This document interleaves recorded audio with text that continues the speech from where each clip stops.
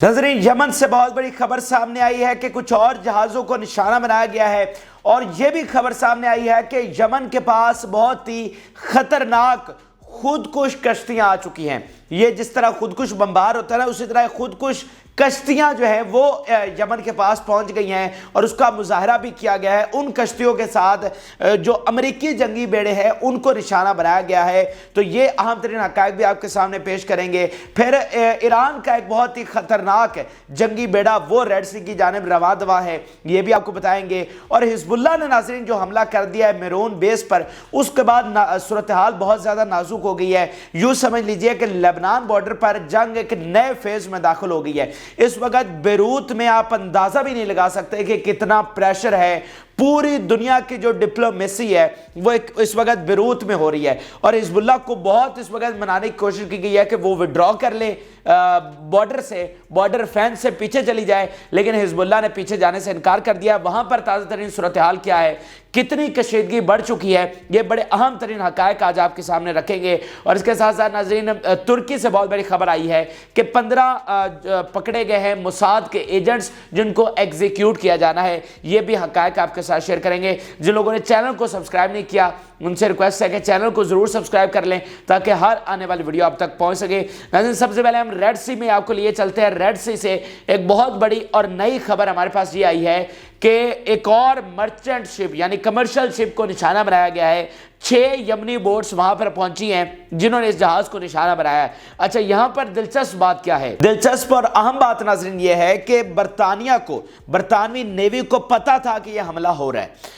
इस हमला होने से पहले जब बोट्स उस जहाज की जानिब रवां दवा थी तो बरतानिया ने डिटेक्ट कर लिया था कि यमनी बोट्स जहाज की तरफ जा रही हैं, लेकिन बरतानिया ने यह पता होने के बावजूद इंटरवीन नहीं किया। ये कितनी अजीब बात है कि बरतानिया जो नया अमेरिकी इत्तेहाद है उसका भी हिस्सा है, पिछले अमेरिकी इत्तेहाद का भी हिस्सा था।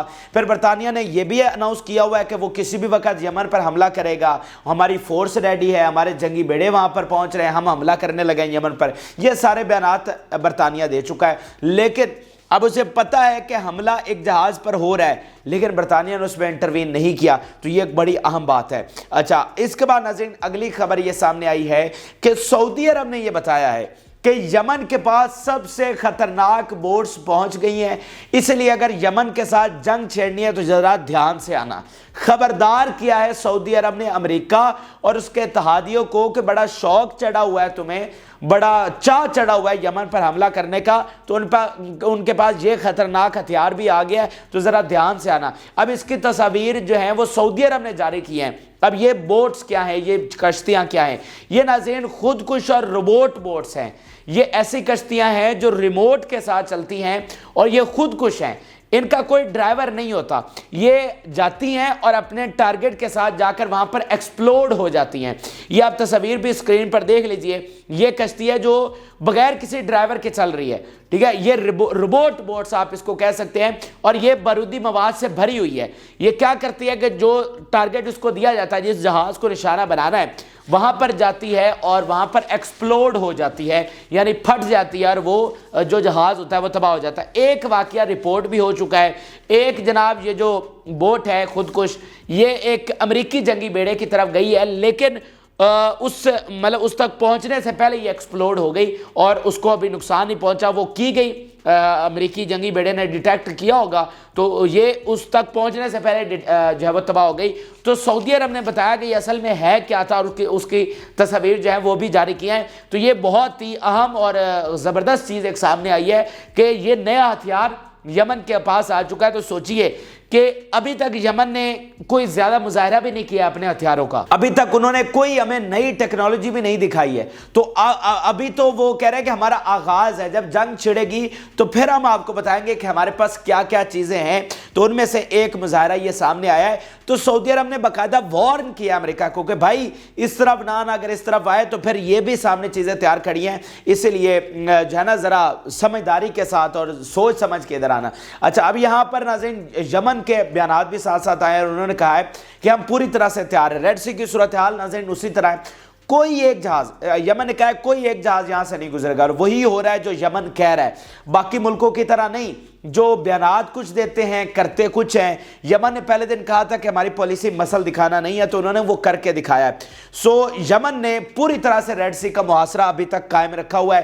ناظرین کیا عجیب یہ اور کمال بات ہے، ایک بھی اسرائیلی جہاز جب سے یمن نے محاصرہ کیا ایک بھی اسرائیلی جہاز نہیں گزر سکا۔ اب میں آپ کے سامنے دو تین جو اہم سٹیٹمنٹس آج سامنے آئی ہیں یمن کی جانب سے کہ وہ کتنے کمیٹڈ ہیں اور کس طرح فلسطین کے ساتھ کھڑے ہیں اور امریکہ کو کیا دھمکی دی ہے، یہ بھی آپ دیکھیے۔ We denounce the continuation of the policy of double standards and the selective implementation of international and humanitarian law in the service of the Zionist entity۔ وہ کہہ رہے ہیں کہ یہ جو ڈبل سٹینڈرڈز ہے نا کہ ان کا انٹرنیشنل لا اور ہمارے لیے انٹرنیشنل لا اور، یہ ہم نہیں مانتے، یہ دوہرے معیارات یہاں پر نہیں چلیں گے۔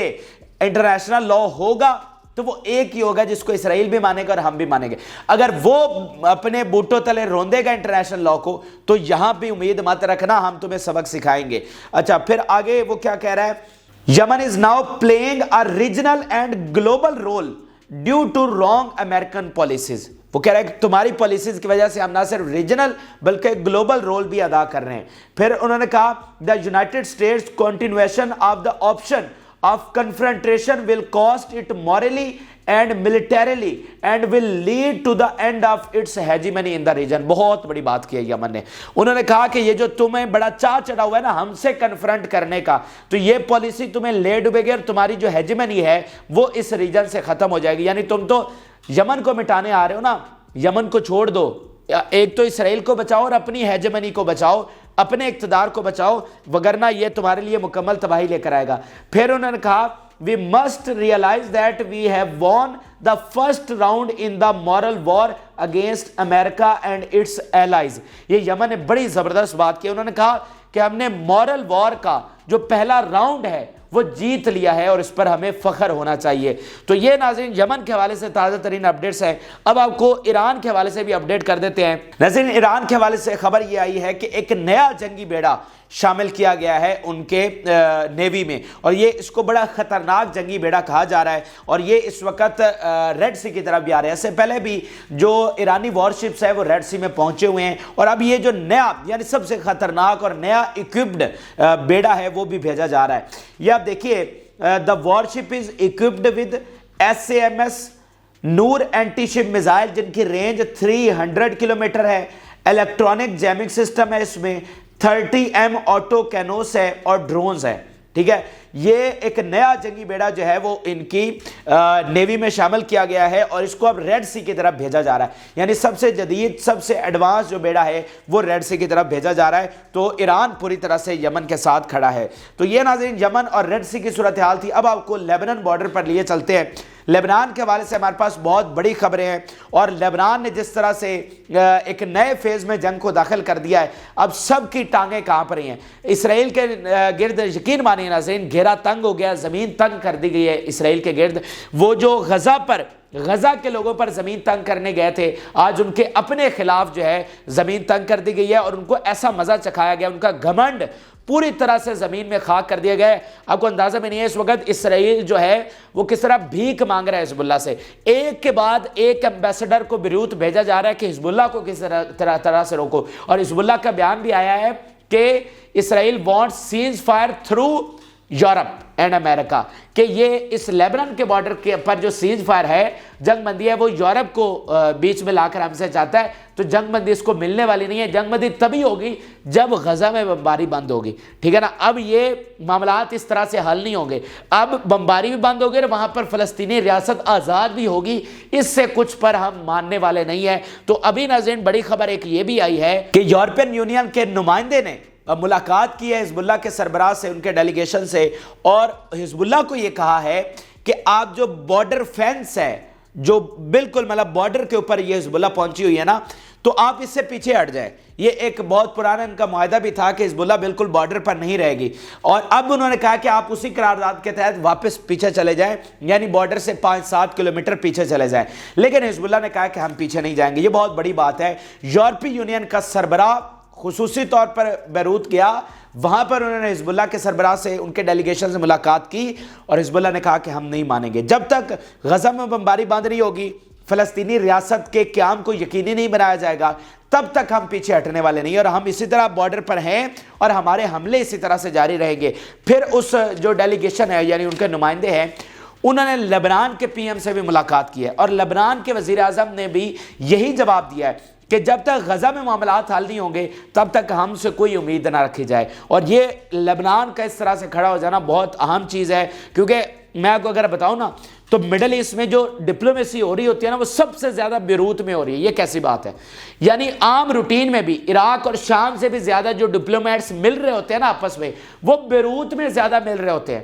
وہاں پر امریکن ڈیلیگیشن، فرینچ، یو کے جرمنی کے، آپ کے یورپ کے بہت سارے، امریکہ، کینیڈا، ان کے تمام جو ڈپلومیٹس ہوتے ہیں وہ زیادہ ان کی جو میٹنگز ہو رہی ہوتی ہیں مڈل ایسٹ کے حوالے سے وہ بیروت میں ہو رہی ہوتی ہیں، ٹھیک ہے؟ تو اب بھی سب سے زیادہ ڈپلومیسی بیروت میں ہو رہی ہے، لیکن نہ ہی جو لبنان کی حکومت ہے وہ ماننے کو تیار ہے، نہ ہی حزب اللہ کو ماننے کو تیار ہے۔ اور فرانس کو یہاں پر زیادہ مسئلہ یہ پیش آ رہا ہے کہ لبنان جو ہے یہ فرانس کی پرانی کالونی ہے، جیسا کہ ہم یعنی بر صغیر والے برطانیہ کی کالونی رہے ہیں، تو اسی طرح لبنان جو تھا وہ فرینچ کالونی تھا۔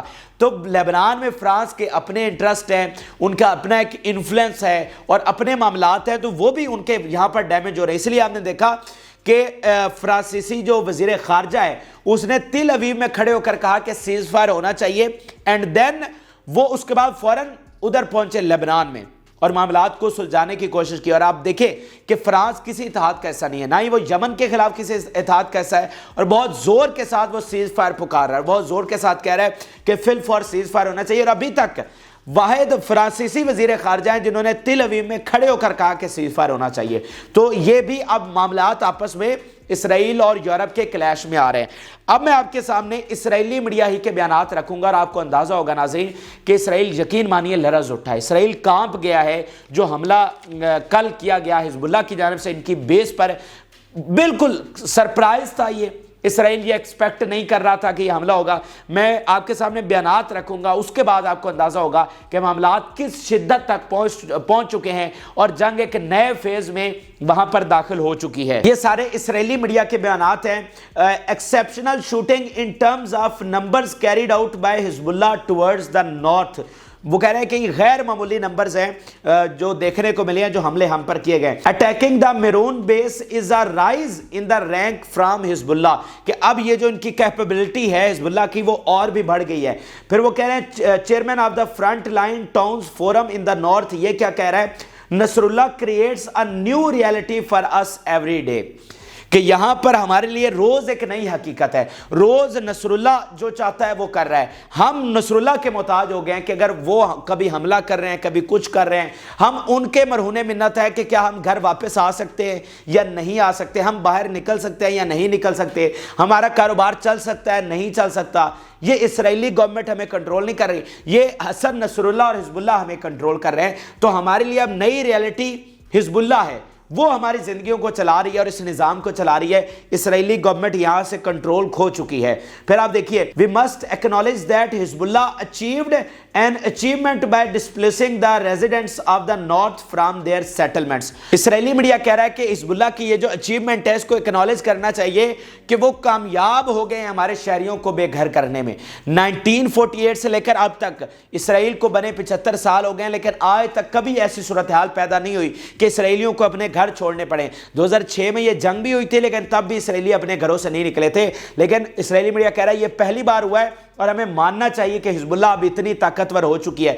اور اس لیے ناظرین آپ یہ سمجھے کہ یہ معاملہ آج حل ہوتا ہوا کیوں نظر آ رہا ہے، کیونکہ جیسے باراک اوباما نے کہا تھا کہ ایک فریق بہت زیادہ تگڑا ہے اور دوسرا بہت کمزور ہے، تگڑا دینا نہیں چاہتا اور کمزور لے نہیں سکتا، تو آج یہ کمزور تگڑا ہو گیا ہے، تو کمزور لینے کی پوزیشن میں آ گیا، اس لیے آج یہ معاملہ ہمیں حل ہوتا ہوا نظر آ رہا ہے۔ یعنی فلسطینی یہ کہہ رہے ہیں کہ اگر مذاکرات کے ذریعے ہمیں سٹیٹ نہیں مل رہی تو ہم چھین کے لیں گے، اور جب ہم چھین کے لیں گے تو ایک بھی اسرائیلی کو یہاں پر بسنے نہیں دیں گے، پھر اسرائیل یہاں پر نہیں ہوگا، پھر اونلی فلسطین ہوگا۔ تو اسی طرح یہ جو تگڑا ہو گیا نا، اور سارے ساتھ آپ دیکھیں نا کہ حماس کے اور بڑے معاملات تھے، حزب اللہ کے ساتھ ایک وقت میں ان کے اختلافات تھے، بشار الاسد کے ساتھ ان کی ایک وقت میں بڑی لڑائی جاری تھی، تو آج وہ سارے ون پیج پر ہو گئے، اور یوں ان کی طاقت جو ہے وہ کئی گنا بڑھ گئی ہے کہ امریکہ بھی ان سے جنگ سے کترا رہا ہے۔ اچھا یہ آپ دیکھیے، حزب اللہ tried to harm Israeli eyes in the north when it targeted the Maroon base، کہ ہمیں بالکل جو انٹیلیجنس ہے یہ ہمارا فیلئر ہے،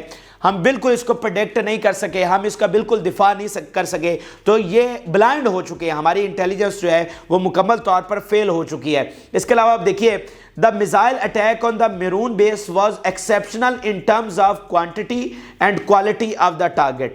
اب وہ اسرائیلی میڈیا اس بات کو تسلیم کر رہا ہے کہ یہ جو حملہ ہوا ہے یہ ایکسیپشنل تھا ان کوانٹٹی اینڈ کوالٹی، یعنی تعداد بھی بہت زیادہ ہے، صرف ایک بیس پر 62 راکٹس کے ساتھ حملہ کیا گیا، تعداد بھی اتنی زیادہ، یعنی ایک بیس پر جب 62 میزائل فائر کیے جائیں تو آپ سوچئے کہ اس کا حشر کیا کر دیا ہوگا انہوں نے۔ تو تعداد بھی اتنی زیادہ اور کوالٹی اس طرح کے ڈائریکٹ اچیومنٹس ہوئی ہیں، یہ نہیں کہ بیس ادھر ہے اور راکٹ جو ہے وہ 5 کلومیٹر دور جا کے گر رہا ہے، ایسا نہیں ہے، ڈائریکٹ جو اچیومنٹس ہوئی ہیں، یعنی بالکل صحیح نشانے پر جا کر میزائل ٹکرائے ہیں۔ اور یہ بیس جو ہے یہ پہلے بھی تفصیلات بتا چکا ہوں کہ بارڈر کے ساتھ نہیں ہے، بارڈر سے کافی اندر ہے اسرائیل کی طرف، تو انہوں نے لانگ رینج کے میزائل استعمال کرتے ہوئے بھی ان کی جو سب سے حساس بیس ہے، جہاں پر ان کے انٹیلیجنس ہیڈ کوارٹر ہے، سب سے حساس ایریا ہے، اس کو لوکیٹ کیا اور اس پر جا کے اٹیک کیا، اور کوئی آئرن ڈوم، کوئی ان کا ایئر ڈیفنس وہ ان میزائل کو نقصان نہیں پہنچا سکا، اور یہ بھی پریڈکٹ نہیں کر سکا کہ یہاں پر حملہ ہونے والا ہے۔ تو اس لیے اسرائیلی میڈیا تل ملا اٹھا ہے، یقین میں چیخیں ہیں اسرائیل کی، اس کا میڈیا چیخ کر پاگل ہو گیا ہے کہ یہ ہمارے ساتھ حزب اللہ نے کیا ہے، اور اس کا مطلب حزب اللہ اب اتنی تگڑی ہے کہ وہ تو ابھی تو یہ انہوں نے شروعات کی ہے، یعنی حزب اللہ کہہ رہی ہے کہ یہ صالح العروری کی شہادت کا جو بدلہ ہم نے لینا ہے اس کا آغاز ہے، یہ انیشیٹ ہم نے کیا بدلہ لینے کے پروسیس کو، یہ بدلہ نہیں لیا گیا بلکہ یہ آغاز ہے۔ تو آگے آگے دیکھیے کہ ہوتا ہے کیا، 2 لاکھ میزائل ان کے پاس ہے، راکٹس ان کے پاس ہے، اور پتہ نہیں کون سی ویرائٹی آف ویپنز ان کے پاس، اندازہ بھی نہیں ہے اسرائیل کو۔ لیکن امریکہ کو یہ اندازہ ضرور ہے کہ اگر حزب اللہ آ گئی تو پھر تباہی ہے اسرائیل کے لیے، پھر اسرائیل کو بچایا نہیں جا سکے گا اگر حزب اللہ اس جنگ میں آ گئی۔ اس لیے یورپ بھی پورا زور لگا رہا ہے، امریکہ بھی پورا زور لگا رہا ہے، لیکن حزب اللہ ڈٹی ہوئی ہے۔ حزب اللہ نے کہا کہ نو وے، نو چانس، کوئی کسی صورت میں ہم یہ حملے بند نہیں کریں گے۔ تو ناظرین میں آپ کو یہ آپ سٹیٹمنٹ سے آپ کو اندازہ ہو گیا ہوگا کہ اس جنگ کی اب شدت کس طرح بڑھ چکی ہے، اور اب معاملات اس نہج پر پہنچ چکے ہیں کہ کسی بھی وقت جو فل سکیل جنگ ہے، جو فل سکیل وار ہے وہ چھڑ سکتی ہے۔ اب معاملات اس میکسیمم لیول پر پہنچ چکے ہیں، صرف ایک تھوڑا سا جو اگر ریسٹرینٹ کا مظاہرہ کیا جائے گا، یعنی اس سے اگر آگے مزید نہیں بڑھا جائے گا، تو وہ صرف ویٹ بلنکن کے دورے کا کیا جائے گا کہ بلنکن ادھر پہنچا ہوا کہہ رہا ہے جی ہم ریاست لے کر دے رہے ہیں، یہ کر رہے ہیں، ہمیں 4 دنوں کا ٹائم دے دیا جائے، تو شاید حزب اللہ یہ 4 دن ویٹ کرے گے۔ لیکن یہ والا جو نیا سلسلہ شروع ہے حملوں کا، یہ ہوگا، میں فل سکیل جنگ کی بات کر رہا ہوں، یہ جو نیا سلسلہ شروع ہوا ہے یہ تو اب حزب اللہ روز حملے کرے گی، یہ تو روز ہمیں دیکھیں گے کہ نئی طرز کے حملے شروع ہو گئے ہیں، اور پتہ نہیں کون سے علاقے کو نشانہ بنایا جائے گا۔ لیکن فل سکیل وار چھیڑنے سے پہلے حزب اللہ ضرور بلنکن کے دورے کا انتظار کرے گی کہ جو 4 دن کا ٹائم مانگا گیا ہے کہ ہم سیز فائر بھی کرواتے ہیں اور فلسطین کی ریاست کو آزاد کروا کے بھی دیتے ہیں، تو شاید اس چیز کا انتظار کیا جائے۔ لیکن اس کے بعد یہ سارے معاملات، جنگ بندی کے معاملات، اس پر گفتگو بھی فضول ہو جائے گی، پھر تو کوئی چانس رہنا ہی نہیں نہ ہے، یہ پھر تو سب مطلب کھلی بلی سب ختم ہو جائے گا، پھر تو جنگ ہوگی اور یہ 6 مہینے چلے گی، سال چلے گی، پھر تباہی ہوگی۔ تو یہ ناظرین حزب اللہ کے معاملات ہیں۔ اب آخر میں جلدی آپ کو جو ترکی میں معاملات چل رہے ہیں وہ آپ کو بتاتے ہیں۔ ترکی میں معاملات ناظرین بہت زیادہ بگڑ گئے معاملات، یقین مانیے ایک جو ملک ہے وہ اس وقت اسرائیل کے خلاف اکٹھا ہو رہا ہے، ایک ملک اسرائیل کو آڑے ہاتھوں لے رہا ہے، اور ترکی جس کے بارے میں بہت لیسٹ ایکسپیکٹ کیا گیا تھا، کیونکہ ترکی نیٹو کا ممبر ہے، ویسٹ کا سب سے بڑا اتحادی ایک طرح سمجھا جاتا ہے، تو اس سے بہت کم توقعات تھی، لیکن ترکی بہت کھل کر سامنے آیا ہے۔ تو یہ اردوغان نے بڑا ہارڈ سٹانس لیا ہے، اور ابھی جو نئی ڈیولپمنٹ ہوئی ہے جس نے بڑا وہاں پر پھڈا ڈال دیا ہے اور ہنگامہ کھڑا کیا ہوا ہے، وہ ہے جو نئے موساد ایجنٹس پکڑے گئے ہیں۔ اب یہ بتایا گیا ہے کہ 15 کے قریب موساد ایجنٹس ہیں جو اس وقت جیلوں میں ڈال دیے گئے ہیں اور ان کا ٹرائل شروع ہونے والا ہے اور ان کو ایگزیکیوٹ کیا جائے گا، بالکل اسی طرز پر جیسے ایران نے موساد کے ایجنٹس کو پکڑا، ان کا ٹرائل کروایا اور ان کو ایگزیکیوٹ کیا، لیکن وہ ٹرائل بہت جلدی ہوا تھا اور بہت جلدی ان کو ایگزیکیوٹ کیا گیا تھا۔ تو ترکی جو ہے وہ بھی یہی کرنے والا ہے، اور اس میں آپ یہ ذہن میں رکھیں کہ ترکی اور ایران اس وقت بہت قریب آ رہے ہیں۔ ابھی ابراہیم رئیسی جو ہیں وہ ترکی کا دورہ کرنے والے تھے، یہ آپ کو ذہن میں رکھیں گے، ایران اور ترکی کا بارڈر ملتا ہے، تو ایران اور ترکی اس وقت بہت قریب آ رہے ہیں، اور ابراہیم رئیسی دورہ کرنے والے تھے ترکی کا، لیکن جو دھماکے ہوئے اس کی وجہ سے یہ کینسل کر دیا گیا۔ لیکن امریکی میڈیا یہ کہتا ہے کہ اب ترکی اور ایران اتنے کوارڈینیشن ان کی ہو گئی ہے کہ جب ایرانی جاتے ہیں ترکی میں تو ان کو سیکنڈ ہوم کی طرح وہاں پر ویلکم کیا جاتا ہے، اور یہ ایران کی اب نئی اسٹریٹجی آئی ہے کہ وہ پورے مڈل ایسٹ کو اکٹھا کر رہا ہے۔ ایجپٹ کے ساتھ ان کے 40 سالہ تنازع ہے، 40 سالہ، یہ تاریخ ہوتی ہے 40 سال، 40 سال تک انہوں نے ایجپٹ کے ساتھ ان کے تنازع رہا ہے۔ سعودی عرب ایران کے تنازع نے ہم پورے عالم اسلام کو تقسیم کر دیا، پورے عالم اسلام کو، کیا کیا کچھ پاکستان میں نہیں ہوا، کیا کیا کچھ یہ عالم اسلام نے نہیں دیکھا ان دو کنٹریز کے تنازع کی وجہ سے۔ لیکن آج آپ دیکھیے کہ ایران اور سعودی عرب اکٹھے ہوئے ہیں، آج آپ دیکھیے ایران اور مصر اکٹھے ہو رہے ہیں، آج آپ دیکھیے عراق، شام، لیبنان، یمن ایک پیج پر آئے ہیں، حالانکہ ان سب کے آپس میں بہت زیادہ اختلافات ہیں، بڑے معاملات ہیں۔ یعنی آپ صرف فلسطین کا اندازہ لگائیے، حماس کی کتنی لڑائی تھی ادھر بشار الاسد کے ساتھ، اور حزب اللہ کے ساتھ اختلافات ہیں، آپ اندازہ لگا سکتے ہیں، ٹھیک ہے۔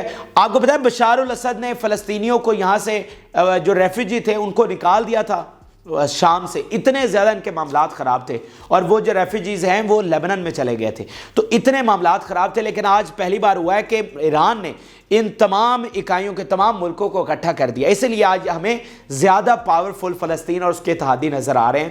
تو یہ بڑی اہم ترین چیز ہے، اور ترکی اب اس میں شامل ہو رہا ہے، ایران وہاں پر کوارڈینیشن بڑھا رہا ہے، ایران جو کنیکشن ہے اس کو بڑھا رہا ہے، اور ترکی نے یہ جو عمل کیا ہے، یعنی آپ دیکھیں نا کہ اگر آپ نے پکڑے ہیں تو آپ ان کو خفیہ بھی رکھ سکتے ہیں، آپ ان کو پبلک نہ کریں، آپ ان کو جیل میں ڈال دیں اور ویٹ کریں جنگ کے ختم ہونے کا۔ یہیں پر یو اے ای بھی تو ہے نا جو اوپنلی کہہ رہا ہے کہ ہم تو اسرائیل سے تعلقات رکھیں گے، ہم تو ختم نہیں کر رہے ہیں، تو یہاں پر ترکی بھی چاہتا تو وہ ان کو رکھ سکتا تھا، لیکن یہ جو اوپنلی چیزیں ہو رہی ہیں یہ میسج دیا جاتا ہے دوسری ریاست کو۔ اور آپ کو پتہ ہے پچھلی دفعہ جو اردوغان نے کہا تھا کہ یہ ہٹلر ہے نتن یاہو، تو کتنا پھڈا بنا تھا اس پر، کتنا یورپ سے بھی ریاکشن آیا تھا، اور اسرائیل کس طرح اس کو مرچیں لگی تھی۔ تو جب آپ کا اتحادی ہوتا ہے، ایک پریٹینڈ ہوتا ہے کہ یہ آپ کا اتحادی ہے، وہ آپ کے خلاف ہو جاتا ہے، جیسے ساؤتھ افریقہ نے جا کر ان کے خلاف لا سوٹ فائل کیا تو بڑی ان کو مرچیں لگیں اور بڑا رسپانس کیا انہوں نے ساؤتھ افریقہ کو۔